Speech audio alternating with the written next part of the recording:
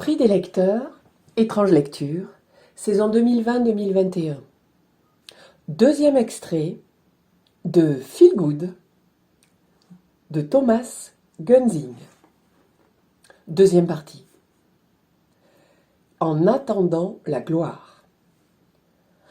Tom avait commencé à lire des romans pour qu'on le laisse tranquille à la récréation. À ce moment-là, il avait 6 ans, et 2 ans plus tôt, des psychologues avaient déclaré à ses parents qu'il n'avait pas les capacités pour réussir dans l'enseignement classique. Tom était un incapable. Là où d'autres parents se seraient révoltés contre les résultats des tests, ses parents l'avaient accueilli sans rébellion, au contraire, avec une sorte de soulagement dans la mesure où cela vérifiait leur intuition. Ils le savaient, ils l'avaient toujours su, ils le sentaient depuis le premier jour. Leur enfant était différent. Les parents de Tom aimaient Tom. Le père de Tom aimait Tom. La mère de Tom aimait Tom. C'est donc très naturellement que Tom se considéra lui-même promis à un destin extraordinaire. Mais en attendant l'avènement de son destin, Tom devait faire face à 2 réalités. Tout d'abord, première réalité, malgré tout ce que pouvait lui dire sa mère, il n'était pas beau.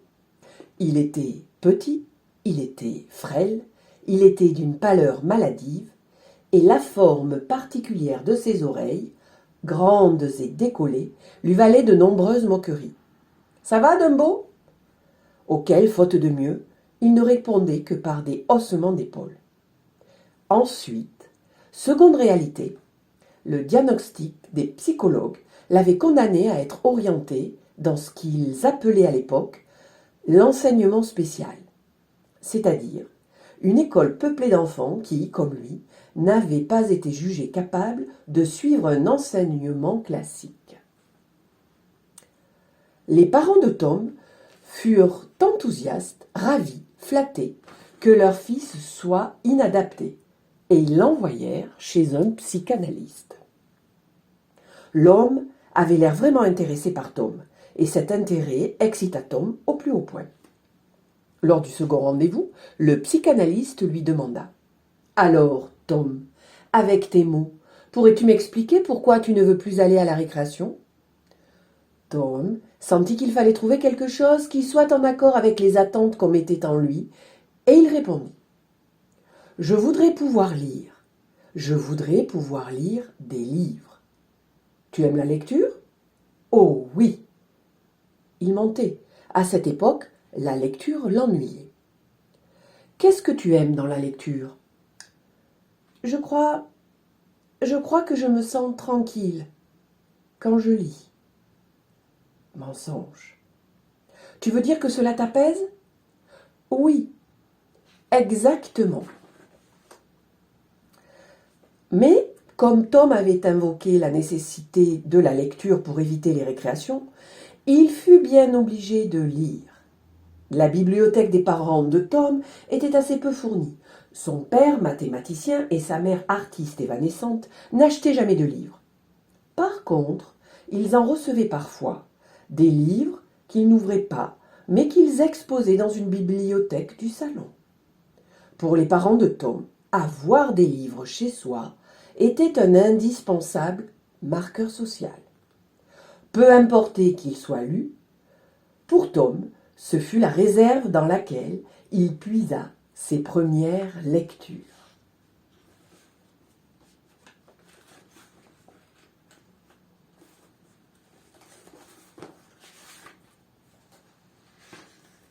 C'est à ce moment-là que Tom avait pris la décision de devenir écrivain. Être écrivain, c'était un métier pour lui. Écrivain, c'était ça qu'il serait. Et quand il le serait, la vie allait être formidable. Mais une série de catastrophes s'abattirent sur Tom. D'abord, il devint un adolescent. Il avait été un enfant laid, pâle et maigre. Il fut un adolescent laid, pâle, maigre et acnéique. Ensuite, Quand il eut 15 ans, son père mourut d'une crise cardiaque. Il s'écroula devant une cinquantaine d'étudiants de première année à qui il donnait un cours d'introduction à la géométrie algébrique. Sa mère fit une brève dépression. Puis, un jour, ce fut terminé. Elle se doucha, elle alla chez le coiffeur. Un an plus tard, elle se remaria avec un petit homme parfumé à l'eau de Cologne, 4711.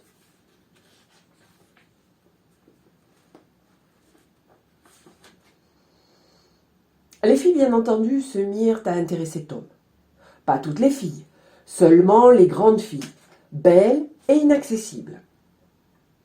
Ainsi s'était-il désespérément enflammé pour une Sophie, une Catherine, une Céline, une Laetitia, une Audrey, une Delphine, une Nathalie, une Vanessa et une Angélique.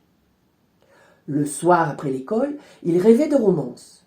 Il s'imaginait être aimé par l'une d'elles, qui aurait compris quel genre de garçon lumineux il était vraiment. C'est à ce moment-là, pour que les filles fassent enfin attention à lui, qu'il se souvint de la décision qu'il avait prise lorsqu'il était enfant. Il allait écrire. Ce qu'il écrirait serait si grand qu'il deviendrait célèbre. Et quand il serait célèbre, les filles se ficheraient de son physique ingrat et aussi du fait qu'il n'avait pas de moto. Elles viendraient à lui. Elle l'aimerait et il les aimerait en retour. Et la vie, enfin, serait formidable. Alors il se mit au travail.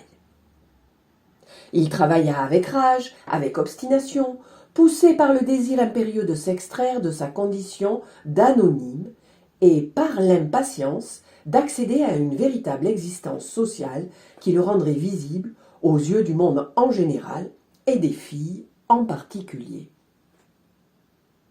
Un jour, il envoya une histoire courte à une revue qui publiait des textes de lecteurs.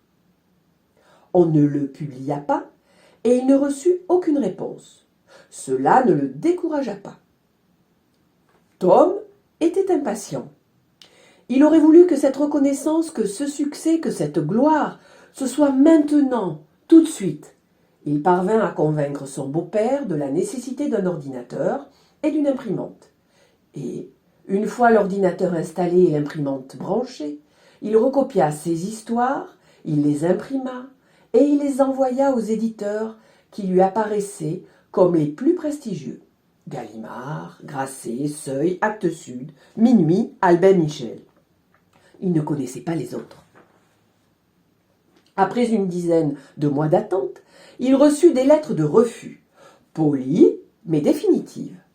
Des lettres disant qu'on le remerciait pour l'envoi du manuscrit, mais que celui-ci malheureusement ne rentrait pas dans la ligne éditoriale de la maison.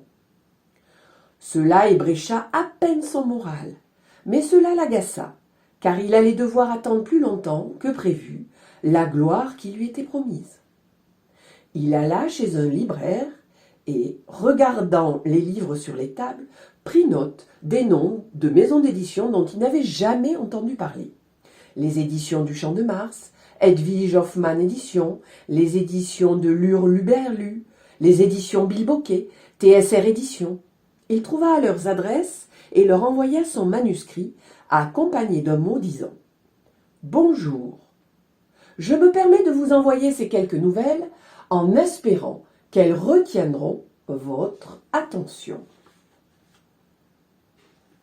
Et puis, vers juin, il reçut une lettre des éditions de l'Arbre pâle qui disait « Cher monsieur, vos nouvelles ont intéressé notre comité de lecture.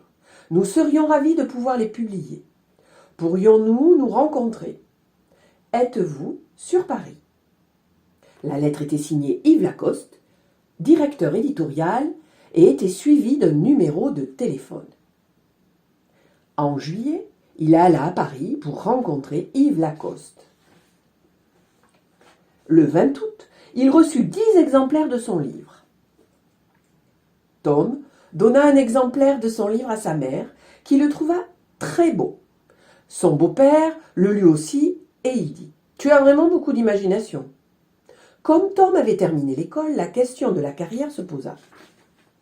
Tom décida de prendre une année de réflexion et comme son beau-père refusait de continuer de l'assister financièrement, il trouva un petit boulot dans le centre d'appel d'une société de marketing. L'année passa. Tom s'était mis à l'écriture d'un nouveau livre. Il ne voulait plus écrire de nouvelles, il voulait écrire un roman. Il avait déjà le titre, Le sable dans les yeux. Tom travailla comme un fou.